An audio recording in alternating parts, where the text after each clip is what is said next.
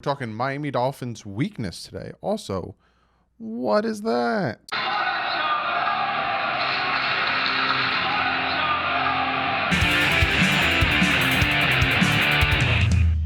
What is up, Fin fans? Yes, if you can tell by today's title, this is a two-part series where I'm going to be talking about the Miami Dolphins' strength and weakness going into 2020. Today, we're going to be talking about weakness. And like I said, if you can tell over my shoulder, I finally got my throwback custom Miami Dolphins jersey. It's number 18, and it says my name, DDW. You might be asking yourself, Doug, why number 18? Started the channel, started recording Miami Dolphins stuff in 2018, and DDW, because I couldn't fit DouglieDoWrong on the back. It's just a little bit too long. I will be wearing this when I go to games. So if you guys ever do, like if you guys come to the MetLife Takeover, or hopefully if I go down to a game in Florida this year, or not this year, next year, I will be wearing this jersey. So you know, hey, is that DDW? Yep, that's me. It's got my name on the back of it. So just wanted to real quick point that out because I was super excited when I got it today. You guys should know it took me a year of constantly badgering NFL.com to restock these custom jerseys, and I finally got myself one. So let's jump into this video. Like I said, today's video, I'm going to be addressing some of the weaknesses going into the 2020 season. And then my next video, which will probably be Saturday, Sunday, it's going to be the strengths, some of the strengths that the Dolphins have going into the 2020 season. So let's start this off with the very obvious. Last year, it was one of the weakest points of a very weak already team. And for me, one of the top weaknesses that I want to address and talk about going into the 2020 season, offensive line. It still is one of the weaknesses of the Miami Dolphins. Honestly, when I look at the team as a whole, what they added, what they took away, all this stuff, coaching, it's still the most weak part of this Miami Dolphins team. Yes, we added players like Ted Karras. Yes, we added players like Eric Flowers. Yes, we added players like Austin Jackson, Hunt. You know, we have undrafted guys. We have fourth. We added a lot of players, right? But me personally, as of right now, looking at it, not watching anyone play together, not watching anyone do their thing, I honestly think if you look at the whole entire team, I think it's the weakest position.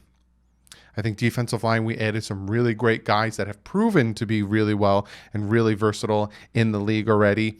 Secondary, again, same thing, but I will talk about one of the aspects of the secondary. Linebackers, we just added more very valuable players. Running backs, wide receiver. So to me, offensive line is one of the Dolphins' top weaknesses that needs to be addressed going into the 2020 season. I'm not saying it won't be. I'm not saying it's always going to be, but it's one of the weaknesses that needs to be addressed, needs to be fixed, needs to be worked on going into the 2020 season. We draft Austin Jackson, right?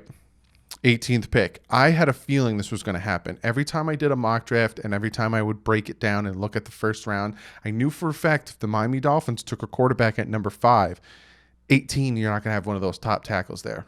They took Austin Jackson. Again, I didn't love the pick. I do love the player. I don't love the pick, where it was picked. Super raw, but very talented. I don't know how many times I have to say that to you guys. He still worries me, though. I don't know how he's going to play in the league. I don't know how he's going to play against top pass rushers. That's something there's a big question mark, hence the weakness. Then we bring in Eric Flowers. Eric Flowers had a very good year last year at guard. Well, I'm not very good year. That might be boasting a little bit. He had a way better year than when he was playing tackle. Let's say that. So Eric Flowers, but again, can he duplicate? Can he continue on that trend of I'm a better guard, I'll play better guard? We don't know. Ted Karras did his thing in New England. Can he produce here? Jesse Davis was one of the worst ranked offensive linemen last year. It sucks because I had high hopes for him. They gave him a contract extension too early, and I will always stick by that. You can go back and watch the video where I talk about them giving him a contract extension. It was a little too early for that. Then we have Hunt, and then we have Kinley. Some other guys we bring in, and then we have undrafted guys, and we have guys that are still on the team. But those are the names that are probably going to be talked about the most, Dieter, when it comes to starters. And you can't really sit back and look at all of those starters and say, this guy's going to be a star on this offensive line. But you also can't look at any of them and say they're going to be hot garbage. It's that middle. So we don't know how they're going to play together. We don't know how they're going to mesh together. We just don't know. And that's, to me, why that's the weakest part on the team right now, is that offensive line. It still worries me. It still 100% worries me. You can't really have a running game unless there's lanes to run through. You can't have a passing game if the quarterback doesn't have more than 3 seconds to throw the ball. That offensive line needs to show us in training camp that they are meshing together, they are playing well together, and with the addition of Eric Flowers and Ted Karras, all of a sudden that center of the offensive line is anchored. But we don't know. We don't know until they play together. We don't know until middle to end of July when training camp starts. We don't know. So that is one of the weaknesses. The other weakness in my mind, again, if I had to list 1 to 3 when it comes to position, offensive line's number 1. You guys probably already know what my number 2 weakness is, tight end. Tight end is another weakness of this Miami Dolphins team. Besides Mike Gesicki, who's a great pass-catching tight end, he's super versatile and super disruptive when he gets out in the lane. There's no one else on this team at tight end that I'm like, ooh, yeah. They also can, you do 2 tight end set with this guy and this guy. It's going to be super dangerous because they're either you don't know if they're going to stay in and block or if they're going to go out and catch passes. If you do a 2 tight end set with Mike Gesicki and Durham Smythe, you know for a fact that's a passing play with Durham Smythe staying in to help pass block, because Gesicki's not that great of a pass blocker. But then if you have a play where it's just Gesicki and say Merrick is in there, then you know it's a run play. There's no versatility when it comes to the tight end position. And like I said, you look at the depth of tight ends. You got Gesicki, you got Durham Smythe, Michael Roberts, Chris Merrick, and then we have the undrafted Bryce Stirk, who was a defensive end, who's now a tight end. Michael Roberts, I've talked about endlessly of how he hasn't played football in a year and a half because of injuries. Camp body. So besides Mike Gesicki, you look at the tight end position and you're like, I don't see anything really there. So that's another aspect of this team that needs to be addressed. I don't know if they'll add player, but I don't think they will. But let's see, maybe Merrick will show up. Maybe Roberts will say, I'm healthy now. Look how dynamic I am. I'd love it. But as of right now, tight end. And the last thing I'm going to talk about when it comes to the weakness of this team. Now, there's certain aspects of this team and there's certain players of this team that need to produce and need to build off of what they've done. So I will say to you that the weakness, the last weakness I'm going to talk about isn't with this team in general, but with this franchise in a whole. And that's continuity. If you ever notice, and I'm not saying last year was successful to, we need to build off that. But if you ever notice, when a player or when a team, one of our teams does really well, they tend to fall off the next year. They tend to disappear. Jay Ajayi did really well, kind of fell off. We traded him.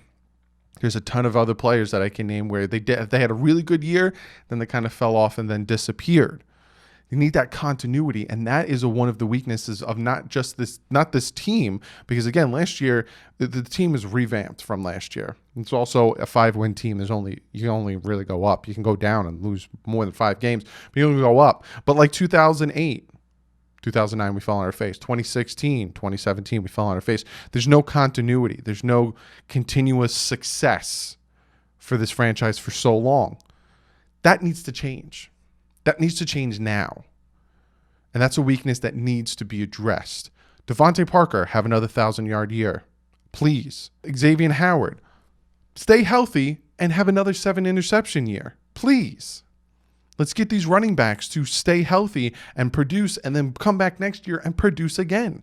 Let's have a winning season. Let's go 9-7, 10-6, wild card this year, and then do it again next year, but even better. Continuity. That is the thing that kills this team for so long. The 70s, the 80s, and the 90s were decades of just constant success. I think during Dan Marino's time with the team, all of the 90s, they did not have a losing season. They had an 8-8 season, which I don't consider losing. They never had a losing season. So 8 or 8 or better. 70s, 80s. I think they had 1 or 2 bad seasons in 3 decades. We need to bring that back. We need to bring that continuity that the head coach needs to build and stay, because we finally found our next head coach that we're going to build off of. We need that continuity. So when it comes to this team, when it comes to the weaknesses of this team, I think that they did address a lot of good positions and built them up and got them better. Again, that's the next video. I'm going to be talking about strengths in the next video. But like I said, in this video, the weaknesses to me, offensive line, tight end, we need that continuity. Even when we're talking continuity, coaching. Last year, we have a completely new offensive coordinator. We'll see how that pans out, if it's better for the team. But then again, you have to think about it as Chan Gailey's not young. So say Chan Gailey installs something really good. Is he going to be here next year? Is he going to be the year after? Is he going to bring somebody who's also going to have the same type of offense? We need that continuity. So we'll see how this all pans out, and we'll see if the offensive line plays better in training camp and preseason and gets better and isn't the weakness anymore. We'll see if some of these tight ends step up and do their thing and get better. We'll see with the continuity. We'll see if some of these wide receivers that we're hoping and praying to stay healthy and produce, do it.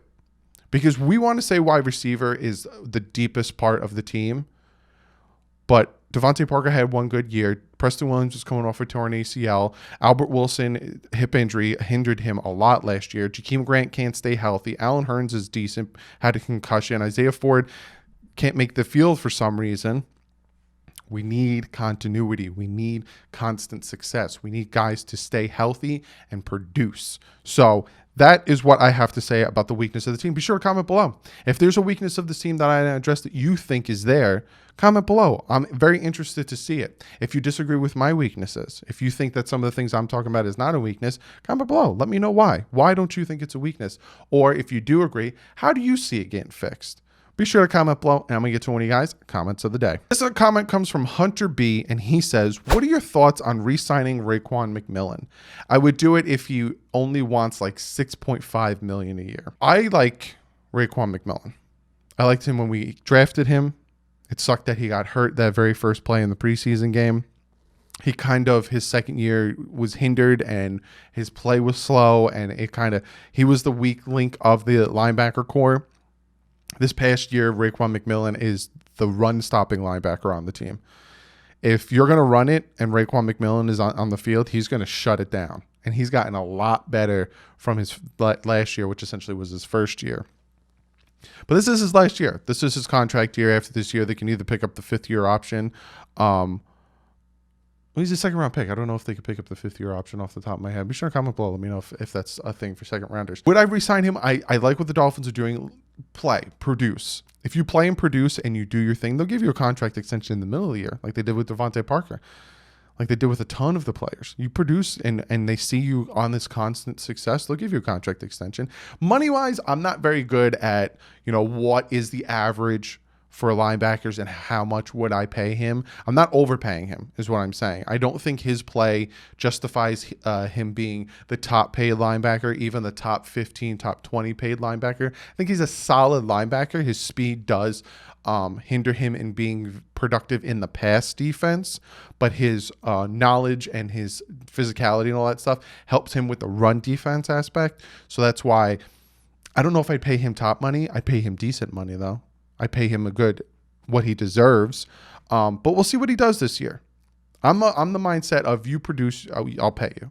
So we'll see what he does this year. But Hunter, thank you for the comment. Like usual, guys, be sure to comment below. Also, be sure to follow me on Twitter and Instagram. I posted a picture of my jersey on both on Instagram. Like I said, I'm trying to do more Instagram stuff. But be sure to go over there, check that out. Like I said, as soon as news breaks, I do that stuff on Twitter. And I can talk to you guys easier and quicker on Twitter. So if you have a Twitter, go over, follow me. It's right here. Also check out the Bit Boys and DouglieDoWrong, two of my second channels. Got a ton of content going on over there. So be sure to go over, check it out. If you like what you see, subscribe. If you don't feel like you need to. Other than that, give this video a thumbs up. I got a lot of content planned for you guys. I got a lot of topics planned for you guys. Hopefully they're going to start going OTAs, training camps and stuff. I think they talked about potentially having that start to open up in the next 2-3 weeks, having training camps, having stuff happen. Maybe I could start giving you guys stuff. So be sure to give this video a thumbs up because you like the content and you like the videos. Check out DolphinsTalk.com. I had Mike on the other day. If you want to go back, watch that video. He gives you an idea of what the website is, why he started it. So be sure to go over, check it out, and yeah, check it out. Other than that, hit that subscribe button. You'll see the next video where I talk about the Miami Dolphins' strength. Now, when it comes to strength and weaknesses, it doesn't always have to be positions and areas. It could be anything. So the next video is going to be talking about the Miami Dolphins' strengths going into the 2020 season. Also, be sure to hit that bell so you know when I go live and when the videos go live. But other than that, I'll see you guys either Saturday, Sunday with the next video. But like usual, stay classy and fins up.